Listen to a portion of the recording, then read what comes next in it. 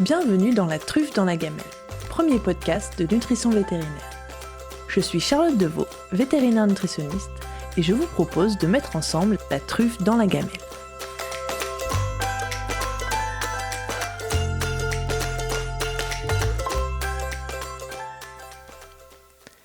Cet épisode est réalisé en partenariat avec la gamme Virbac Veterinary HPM. Qu'il soit remercié pour le soutien logistique et la totale liberté de contenu offerte. Donc notre invitée du jour est Marianne Diez, qui est professeure de nutrition à la faculté de médecine vétérinaire de Liège. Elle a fait son doctorat sur l'effet des fibres alimentaires chez le chien et a énormément publié sur le thème de l'obésité, et notamment sur l'effet des fibres dans cette affection. Je tiens aussi à dire que c'est à elle que l'on doit l'expression « souris en pochon », utilisée pour désigner les aliments humides pour chats, expression qui a beaucoup de succès, je dois l'avouer. Je m'en sers beaucoup et je voulais aujourd'hui rendre le crédit à sa créatrice, alors merci Marianne. Donc aujourd'hui, nous allons parler de l'obésité chez nos carnivores domestiques. Et la première question pour commencer sera: quelle est l'importance de cette affection chez nos chiens et nos chats? Est-ce qu'il y a beaucoup d'animaux qui sont en surpoids ou obèses? Bonjour, alors pour répondre à cette première question, je vais me référer à ma pratique, certainement, où on a l'impression qu'on voit au minimum un tiers, voire 50% des chiens et chats en surpoids, mais plus précisément, on a mesuré en Belgique en 2011 et on avait 35% de chiens et 37% de chats qui étaient en surpoids à cette époque. Donc c'est vraiment quelque chose, effectivement, d'hyper important dans la pratique de la nutrition clinique. Donc, on a en gros un chat ou un chien sur 3 qui sont soit en surpoids, soit obèses. Oui. Et qu'est-ce que ça implique pour les animaux? Qu'est-ce que ça va leur provoquer, en fait, d'être en surpoids ou obèses? En premier lieu, une diminution de la longévité. Alors, pourquoi les animaux vivent moins longtemps quand ils sont en surpoids? Parce que quand ils sont en mauvaise santé, ils ont ce qu'on appelle des morbidités qui sont associées.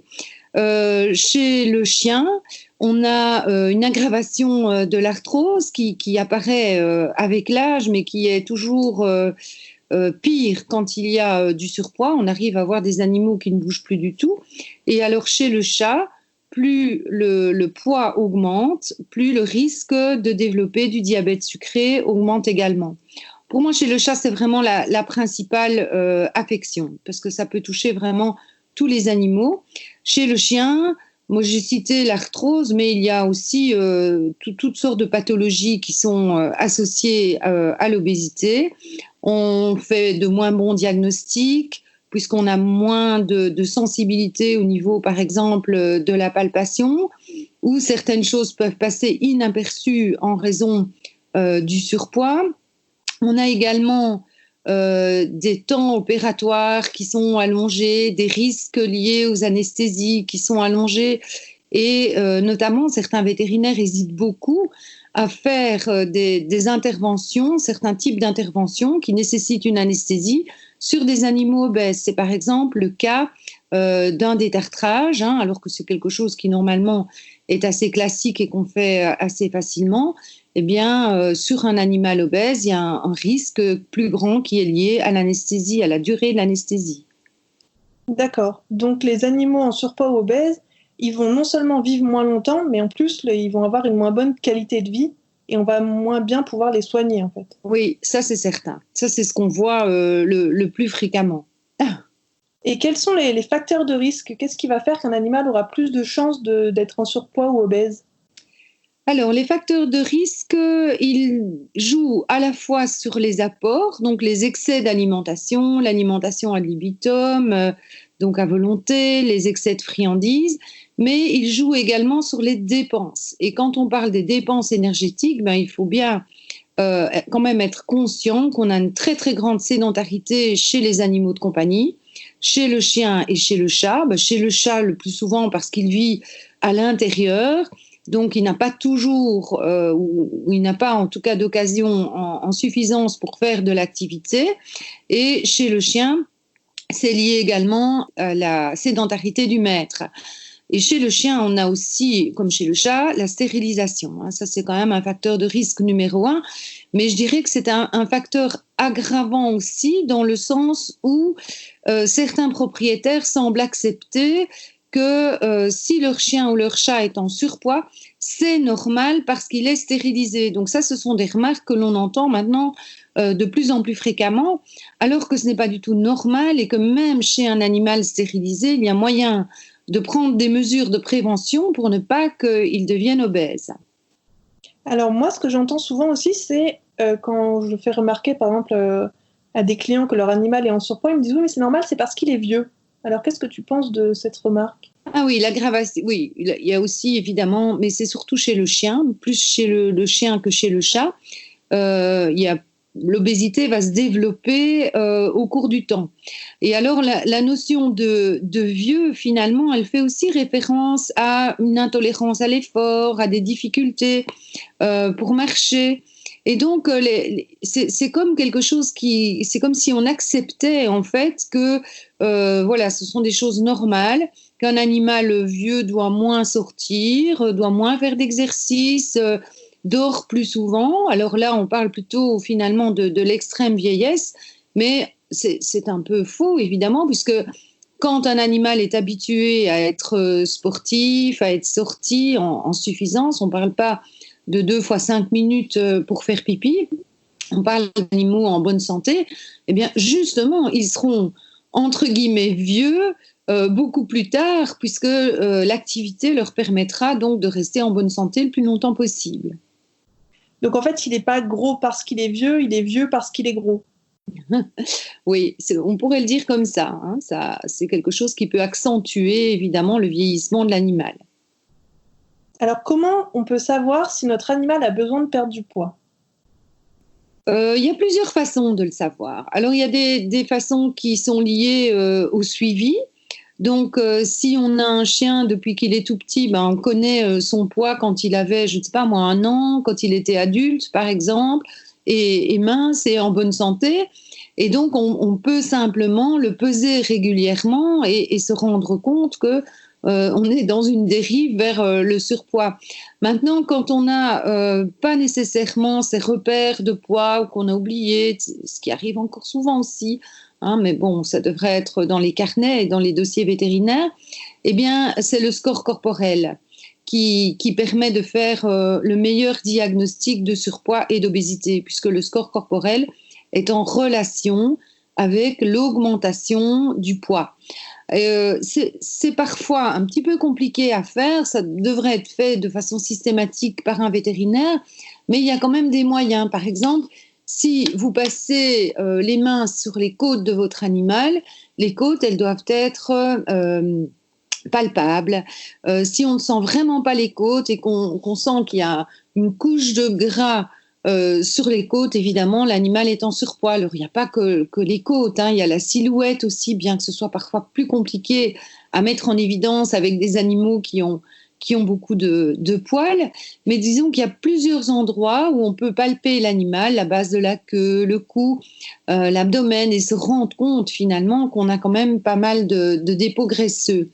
Le chat, il est un petit peu plus trompeur, puisqu'on a des chats qui sont vraiment extrêmement obèses, mais c'est surtout au niveau de l'abdomen. Et donc, ce sont des chats qui ont vraiment un gros ventre et qui n'ont pas nécessairement beaucoup de graisse sur les côtes ou beaucoup de graisse sur la colonne vertébrale. Donc, c'est un petit peu plus compliqué de faire le score corporel chez le chat. Mais un chat qui, après stérilisation, il prend 1 kg, 2 kg, 3 kg, eh bien, ça, c'est un processus, on va dire, morbide qui doit être arrêté et réversé le plus tôt possible. Donc, tu nous disais qu'il fallait éviter l'alimentation ad libitum, donc à volonté. Donc, le chat, on ne peut pas le laisser à manger à volonté. Non, absolument pas. Alors, il faut différencier l'alimentation à volonté d'une alimentation qui est contrôlée, mais donnée en plusieurs petits repas par jour, puisque le chat a besoin, ça fait partie de son comportement, de manger plusieurs petits repas sur la journée. Mais plusieurs petits repas ne veut absolument pas dire gamelle débordante, sinon on ne nourrit plus un chat, finalement on nourrit une gamelle. Il faut peser, il faut calculer les apports énergétiques journaliers chez le chat, tout comme chez le chien d'ailleurs, et puis diviser cette portion chez le chat en plusieurs petits repas et chez le chien en au moins 2 repas, 1 ou 2 repas par jour. Mais bon, disons que le plus fréquent, c'est quand même de donner en 2 fois par jour. D'accord, donc le chat, on peut lui laisser à disposition, mais pas à volonté. C'est pas lui qui décide de la quantité. Il peut décider quand il mange, mais pas de sa quantité par jour, quoi. Exactement. D'accord. Donc si j'ai diagnostiqué que mon animal avait besoin de perdre du poids, quel serait l'intérêt de lui faire perdre du poids? Oh, l'intérêt de lui faire perdre du poids, c'est d'avoir un chien qui est en meilleure santé, qui est certainement plus volontaire pour aller se promener. Donc, c'est en fait lutter contre ce qu'on appelle l'intolérance à l'effort, qui a des répercussions sur tout l'organisme. Et c'est comme une cure de jeunesse quelque part, puisqu'on a ici des animaux que l'on fait maigrir et les propriétaires nous disent au bout de la perte de poids, mais c'est incroyable, j'ai un nouveau chien ou j'ai un nouveau chat. Tellement les animaux récupèrent de la vivacité, de l'envie de sortir. Maintenant, il faut aussi que les propriétaires suivent, évidemment. Oui, parce que c'est pas quelque chose de facile, c'est long de faire maigrir un animal. Oui, c'est très long. On considère qu'une perte de poids normale, pour ne pas perdre trop de masse musculaire, c'est à peu près 1 à 2% du poids initial par semaine chez le chien et entre 0,5 et 1% chez le chat. Ce qui donne finalement des durées de régime qui sont très très rarement inférieures à 3 mois et dans l'autre sens qui peuvent aller jusqu'à 6 mois, 9 mois, voire 1 an, plus évidemment derrière une période de stabilisation qui doit aussi intervenir. D'accord, donc on a comme objet de faire rajeunir son chien ou son chat, c'est possible de le faire redevenir plus vif et plus actif et plus heureux, en fait, de lui offrir une meilleure qualité de vie, mais il faut s'engager sur une durée de régime assez longue. Mais c'est probablement la meilleure façon de faire quand on a raté, on va dire, la prévention. Donc la prévention qui aurait consisté à ce qu'ils ne prennent pas de poids. Après, quand on est dans un processus qui est de faire maigrir un animal qui est en surpoids, eh bien, le fait de changer les habitudes à long terme permet aussi d'avoir de bien meilleurs résultats que si on se dit, en tant que propriétaire, ok, ça va, je vais faire un petit effort, 15 jours, 1 mois, quelque chose comme ça, et puis après, je pourrai faire tout comme avant. Finalement, il faut renoncer à ça et se dire, j'entre dans un processus qui est bénéfique pour mon animal, qui me demande des efforts à moi aussi, parce que je vais m'investir dans ce processus, donc je vais avoir beaucoup plus de discipline moi-même sur l'alimentation que je vais lui donner. Je vais certainement devoir supprimer des friandises ou des moments où je lui donnais des friandises et je vais devoir remplacer ces comportements par de nouveaux comportements qui seront plus sains pour tout le monde. Et donc, c'est vraiment un engagement du propriétaire envers son animal. D'accord. Donc, quand tu parlais de la prévention qu'on aurait pu rater si notre animal maintenant est en surpoids, c'est quoi les grandes techniques de prévention pour éviter, ben, voilà, mon animal, il a 1 an, il est jeune, il est en pleine forme, il est mince. Qu'est-ce que je dois mettre en place pour éviter d'un jour avoir à te consulter pour surpoids? Alors, la première, pour moi, le point clé vraiment, c'est le moment de la stérilisation. Disons qu'on a des animaux, pour la plupart, qui arrivent à l'âge adulte ou à la puberté, en bonne santé, minces, effectivement, et beaucoup de propriétaires vont quand même souhaiter les stériliser. Et donc, quand on va stériliser l'animal, c'est vraiment le moment où on peut faire le bilan de l'alimentation. On a quand même un poids qui est proche du poids idéal, même si on n'est pas tout à fait à la fin de la croissance. La fin de la croissance, c'est quand même une augmentation aussi de la masse musculaire, donc il peut y avoir un peu de prise de poids encore après la puberté, mais disons que ça donne quand même un bon indicateur du poids idéal, normal de l'animal, et on va donc rationner l'alimentation, c'est-à-dire calculer, décider du nombre de repas, choisir l'aliment qui est le plus adapté à l'animal, et c'est d'autant plus important quand il est stérilisé. Maintenant, on a aussi, mais plus rarement, d'autres cas de figure, mais enfin dans certaines races, c'est quand même assez ennuyeux, c'est qu'on a des animaux qui sont déjà en surpoids en fin de croissance. Alors pour moi, c'est par exemple les bouviers bernois. C'est assez typique. On a des séries cliniques comme ça de bouviers bernois qui à 7 mois, 8 mois, sont déjà en excès pondéral. Et donc là, on doit mettre en place directement des mécanismes de correction, les mettre sous régime, alors que normalement, à cet âge-là, on devrait simplement être dans une alimentation de prévention. Est-ce que c'est parce qu'il y a des races qui sont prédisposées à prendre du poids ou c'est parce que les gens pensent que cette race-là doit être plus nourrie? À ton avis, pourquoi est-ce que particulièrement oui. La race, elle est quand même assez problématique. Moi, je vois 2 problèmes avec la race. Il y a effectivement, on va dire, des races qui sont prédisposées à prendre du poids, mais c'est une drôle de notion, hein. Cette prédisposition raciale, en réalité, elle est surtout liée au fait de la composition corporelle. Certains types de chiens ont effectivement des besoins énergétiques moindres par rapport à d'autres races parce qu'ils ont un pelage plus épais, parce qu'ils ont un plus grand pourcentage de graisse au niveau sous-cutané, c'est par exemple les chiens d'eau, et inversement, des chiens comme les lévriers qui ont proportionnellement une plus grande masse musculaire ont des besoins énergétiques plus importants que les autres. Donc là joue la race au niveau de l'obésité.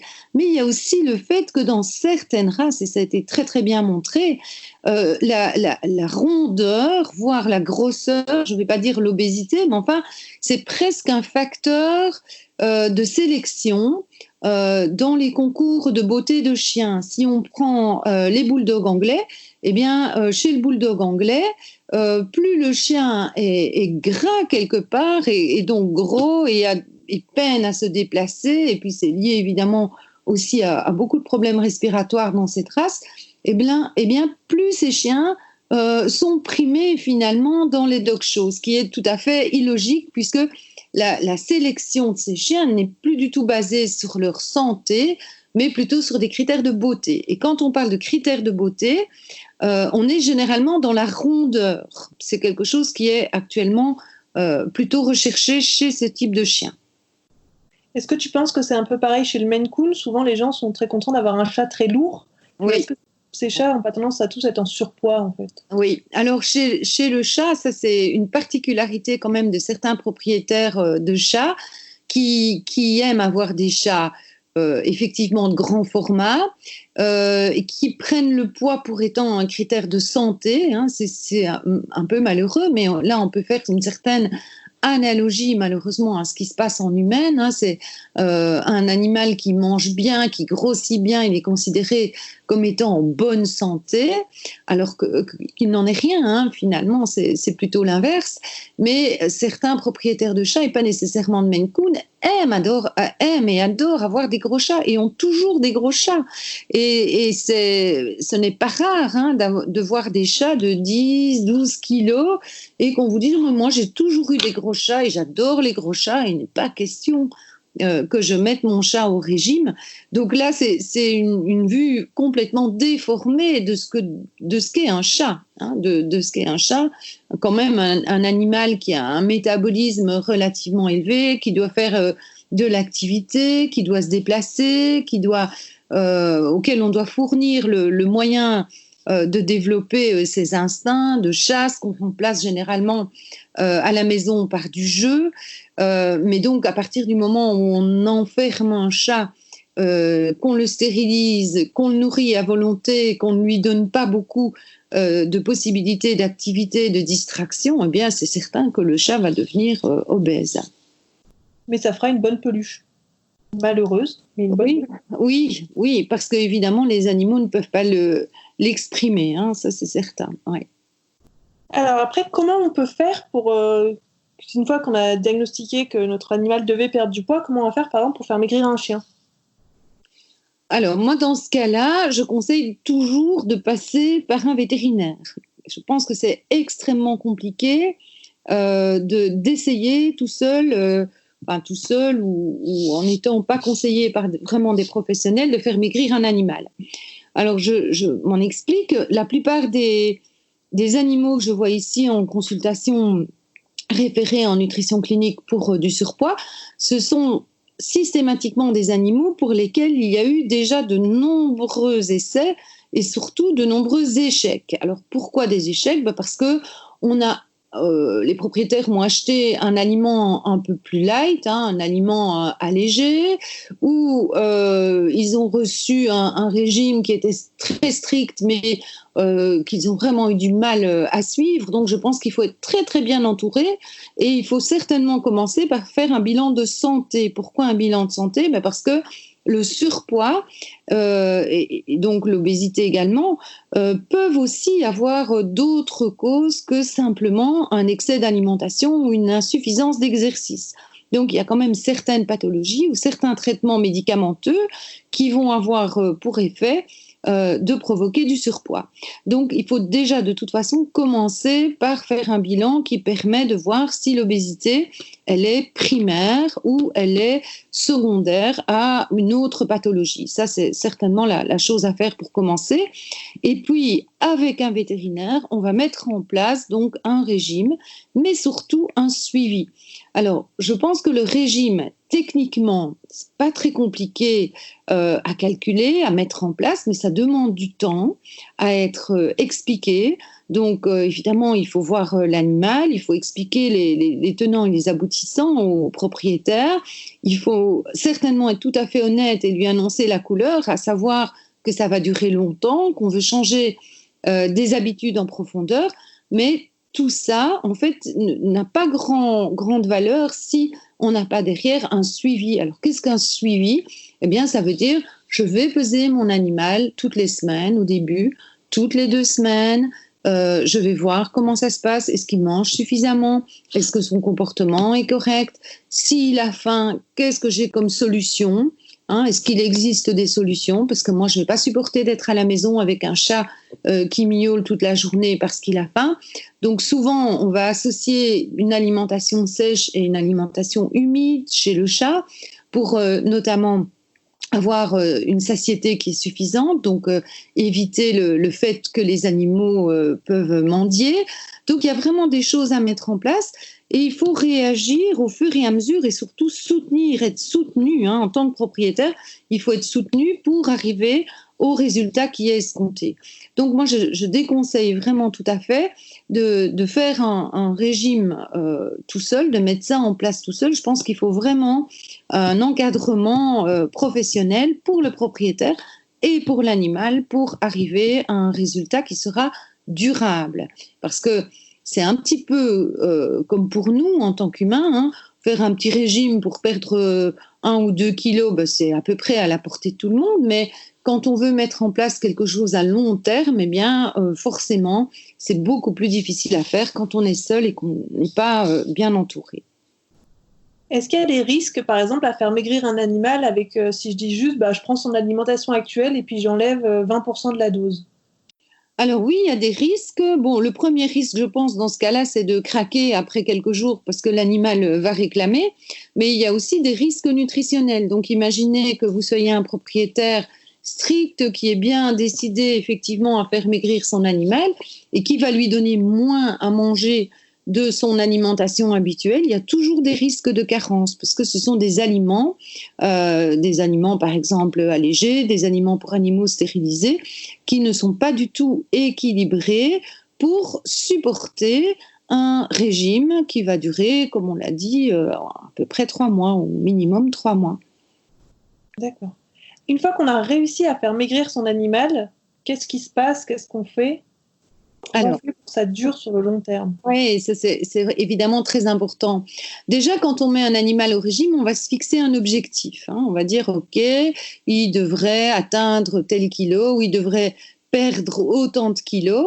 Donc, quand on arrive plus ou moins à l'objectif, eh bien, à ce moment-là, il faut évidemment le faire d'abord évaluer pour voir si l'objectif était raisonnable, s'il a perdu suffisamment de poids, s'il y a effectivement un bénéfice de la perte de poids. Donc déjà, sur la fin du régime, il faut déjà vérifier qu'effectivement, on peut considérer que le régime est terminé ou le régime n'est pas terminé. Finalement, il y a encore beaucoup de poids à perdre, donc ça, c'est une chose. Mais quand on arrive à ce point-là, et qu'on a effectivement bien tout vérifié, l'objectif à ce moment-là, c'est de le maintenir stable. De nouveau, qu'on parle d'un chien ou d'un chat, c'est la même chose.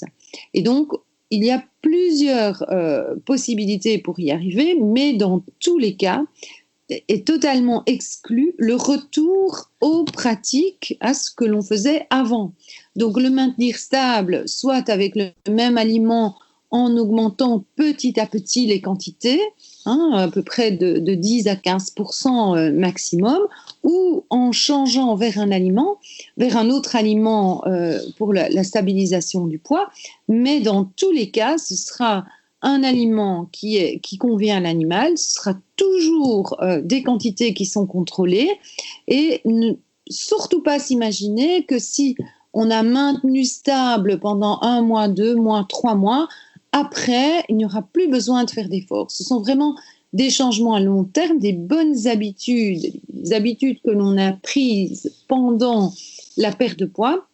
Eh bien, il faudra en quelque sorte les conserver pour le maintien du poids corporel par la suite. C'est un changement de style de vie, en fait. Oui. C'est ça qui est le plus compliqué à accepter. Et pourtant, intuitivement, je pense que chacun peut comprendre que c'est ce qui fonctionne. C'est sûr. Donc, pour avoir un animal le plus longtemps possible, il faut le garder le plus mince possible et puis faire attention de ne pas donner trop en quantité et lui offrir la quantité d'activité la plus importante possible. C'est les grandes règles qu'on peut tirer de tout ça. Oui, c'est évident que ce sont des grandes règles. Et alors, il ne faut pas non plus négliger le problème de la sédentarité de l'homme. Finalement, si le maître, je parle d'un chien ici, a très très peu de temps à consacrer aux sorties de son chien, eh bien, c'est d'autant plus compliqué, évidemment, d'avoir un animal qui est mince, qui est en bonne santé, puisque on peut aussi avoir un animal mince et non musclé. Ça, c'est pas souhaitable non plus, finalement. Le mieux, c'est quand même d'avoir une masse musculaire développée et donc essayer d'augmenter l'activité chez les animaux. C'est une question qu'on me pose souvent. Qu'est-ce que c'est qu'une activité normale pour les animaux? Mais ça va dépendre évidemment du type de chien. On a un peu les extrêmes. Il y a des personnes qui sont extrêmement sportives, qui veulent des animaux très sportifs pour aller courir pour faire du canicross, enfin pour tout un tas d'activités sportives qui sont partagées. Et puis inversement, vous avez des animaux qui sont strictement des animaux de compagnie et pour lesquels le propriétaire ne considère pas comme essentielle en fait l'activité, si ce n'est que les petites promenades hygiéniques. Alors, je ne sais pas dire quelle est l'activité idéale, mais moi je pense très franchement qu'en dessous d'1 heure par jour de sortie, je veux dire de marche soutenue en laisse, eh bien les animaux, les chiens manquent totalement d'activité. D'accord, donc ça nous fait un bon repère qui n'est pas forcément facile à atteindre, mais un bon objectif, sortir son chien au moins 1 heure par jour. Oui, parce que dans les études que l'on fait aussi sur l'activité des animaux, on s'est rendu compte que les chiens qui étaient obèses, ils avaient ce point commun, c'était qu'ils avaient moins d'1 heure d'activité par jour. Et quand je dis par jour, en réalité, c'est tous les jours de la semaine. Donc, il y a des chiens qui ont une activité un peu plus soutenue le week-end parce qu'on va faire une promenade et voilà. Donc, le week-end, ah oui, c'est plus. Et je dis, ah oui, combien plus? Parfois, c'est à ce moment-là, le week-end, c'est bien une promenade d'1 heure et demie, mais le reste de la semaine, c'est 2 fois 15 minutes, ce qui est totalement insuffisant. Donc, il faut donner l'occasion aux chiens de marcher. Il va falloir plaidoyer pour emmener nos chiens au travail. Alors, oui et non, parce que moi, franchement, je ne suis pas sûre que mon chien serait très heureux dans mon bureau. Puisque ça dépend évidemment de quel type de travail on fait, mais si on travaille dans un bureau et qu'on arrête 5-10 minutes à midi juste pour sortir le chien, c'est presque pareil de le prendre à la maison. C'est aussi un petit peu une mode de prendre les chiens au bureau. Je trouve alors que ce serait plus utile.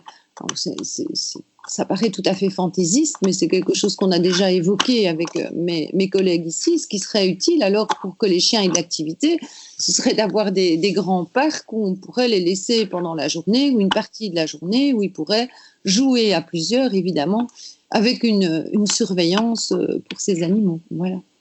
Dans une école vétérinaire, ça devrait être faisable. Ah, ça, c'est un joli projet, mais je pense qu'on est encore très, très loin d'y parvenir. Je te souhaite pour toi et pour tous les chiens de l'école vétérinaire que vous y arriviez. Ah oui. Je te dis merci pour toutes ces informations très intéressantes. Eh bien, c'était avec plaisir. Bonne journée. Merci aussi.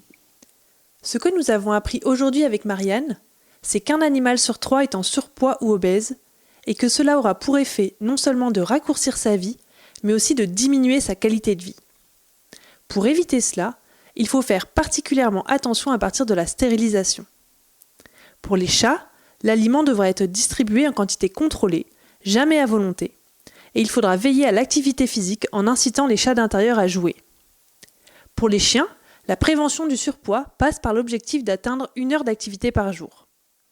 Si votre animal est déjà en surpoids, le faire maigrir lui permettra de retrouver une meilleure qualité de vie.